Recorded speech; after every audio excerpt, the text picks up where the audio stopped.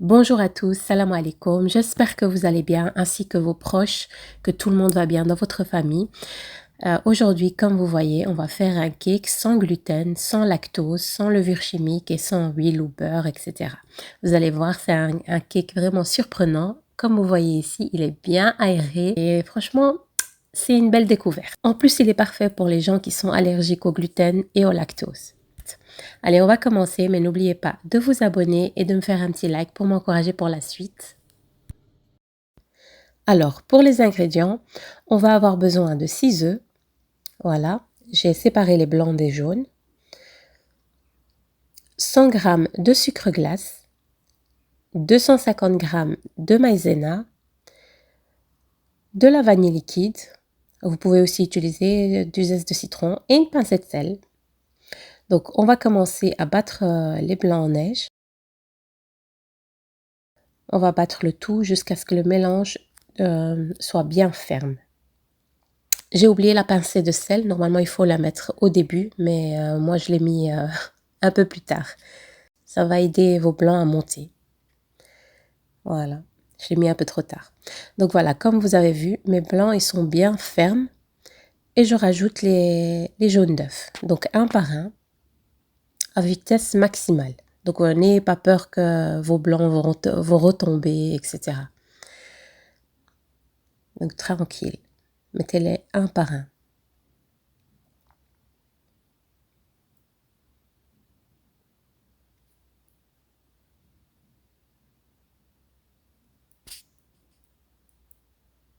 Et voilà.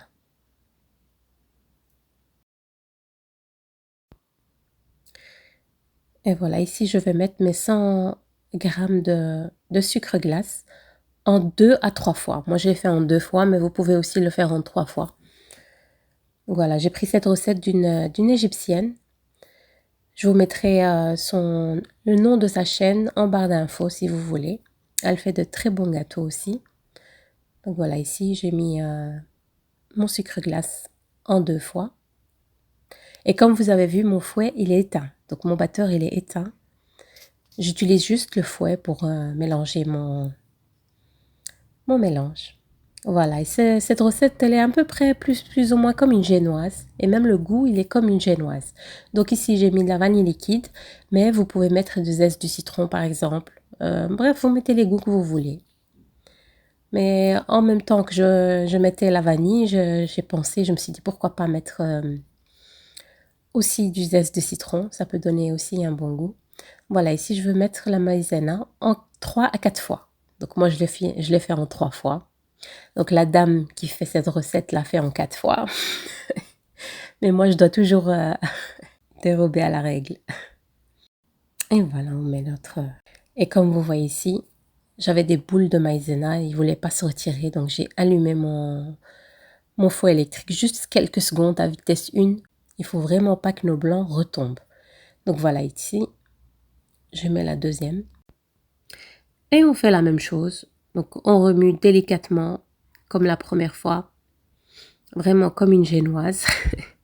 Après, vous pouvez aussi mélanger avec la maryse ou le lèche-plat ou un fouet. Moi, je me suis dit, je ne vais pas encore laver 1000 ustensiles. Trop fainéante.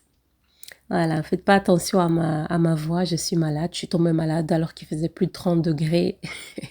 Et ouais, va comprendre. Mais bon, allez, on continue. Ça, c'est ma dernière étape. Et on mélange encore une fois délicatement, tranquille. Voilà, ici, j'ai mélangé, mais j'avais tout le temps des petits blocs de maïzena. C'est pas comme la farine. La farine, elle se mélange facilement. Donc voilà, n'hésitez pas quand vous avez des blocs de maïzena à ouvrir votre batteur électrique vraiment 1 ou 2 secondes, juste pour casser les petits blocs de maïzena comme ça. Mais une fois que vous donnez un petit coup de fouet, elles s'en vont directement. Voilà, ici, comme vous voyez, j'ai pris un moule, un simple moule, et j'ai mis un petit coup de spray d'huile. Moi, je sais que mon moule ne colle pas, donc juste avec un spray d'huile, c'est parfait. Mais si votre moule colle, mettez un spray ou bien un petit peu d'huile avec un petit peu de maïzena par-dessus pour qu'il ne colle pas. Après, vous regardez comment vous faites d'habitude vos gâteaux, etc. Donc, c'est à vous de voir. Moi, j'ai préchauffé mon four à 180 degrés. Et la cuisson, elle va se faire entre 30 à 35 minutes. Ce gâteau ne va pas cuire trop longtemps, étant donné qu'il y a juste de la maïzena et des œufs.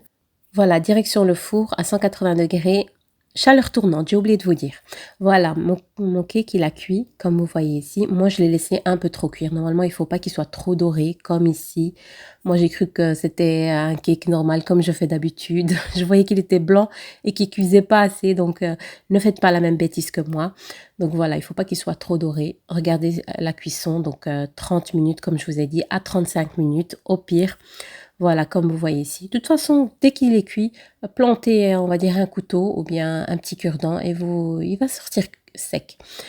Moi ici, il était un peu trop dur vers le dessus, mais c'est pas grave, ça m'a pas dérangé. J'aime bien les croûtes. Donc voilà. Voilà, je vais le retourner. Dès la sortie du four, je l'ai retourné sur une assiette. Voilà. Il était peut-être dur de l'autre côté, mais de ce côté-ci, il est bien moelleux. Voilà. Franchement, à tester ce petit gâteau. Moi, ce que je vous conseille, c'est de le manger le jour même. S'il vous reste le lendemain, il va être un tout petit peu sec. Je vous dis vraiment la vérité, je ne vais pas vous mentir. Voilà, on me demande souvent des recettes sans gluten et sans lactose. Donc voilà, je suis venue avec une petite recette sans gluten, sans lactose. J'ai laissé mon cake tiédir, comme vous voyez. J'ai pas attendu qu'il soit froid pour le déguster. Pour moi aussi, c'est la première fois, donc on va le déguster ensemble. Et vous allez voir, franchement, je suis vraiment pas déçue du résultat. Voilà, ici, il est mou de l'intérieur. Il est mou. Il est moelleux de l'intérieur. On va couper un morceau pour que vous voyez de l'intérieur. Franchement, il est délicieux. Vous pouvez mettre un petit coulis de fruits, par exemple, par-dessus. Vous pouvez aussi faire un glaçage royal par-dessus. Un glaçage royal est facile à faire, vraiment au sucre glace. Un filet de jus de citron. Et vous mélangez le tout et vous faites couler par-dessus ou bien vraiment du chocolat, glaçage de chocolat, vraiment ce que vous aimez. Regardez-moi de l'intérieur. Franchement, il est hyper moelleux. Mais comme je vous ai dit, franchement, il est préférable de le manger le jour même parce que le lendemain, je trouvais qu'il était un peu trop sec pour moi. Après, voilà, ceux qui sont allergiques au gluten ou au lactose, ils n'ont pas le choix. Donc, vraiment, ce cake, il est pour vous, quoi. Voilà, comme vous voyez. Voilà, j'espère que cette petite vidéo vous aura plu et n'hésitez pas à vous abonner et à me faire un petit like et me laisser un petit commentaire qui fait toujours plaisir. Et je vous dis à très bientôt pour d'autres recettes. Salam alaikum.